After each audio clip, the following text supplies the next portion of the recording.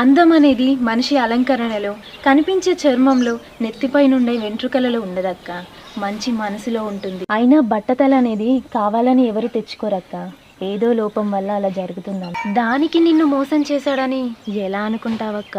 నేను ఇప్పటి వరకు నిన్ను ఎప్పుడైనా కొట్టానా? లేదు. తిట్టానా? లేదు. మరి ఎందుకు చిట్టి నేనంటే అంత కోపం?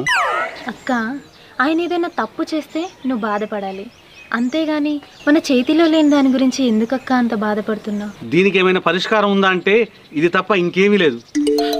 అయ్యో ఏవండి, సరే ఇదంతా కాదు, నాదే తప్పు. నేను చేయాలి చెప్పు, విడాకులు కావాలా? అయ్యా ఇన్ని రోజులు మిమ్మల్ని ఎంత బాధ పెట్టానో నాకు ఇప్పుడు అర్థమైంది. ఇక నుండి మిమ్మల్ని బాధ పెట్టను, నన్ను క్షమించండి. అయ్యో చిట్టి, నువ్వు తప్పు చేస్తే కదా క్షమించడానికి. సరే నన్ను ఇక్కడే ఉంచుతావా, లోపలికి తీసుకెళ్ళి అన్నం పెడతావా? అయ్యో ఇద్దరు పోతాళ్ళు, మరి నాతోనెవరు లేచిపోతారు?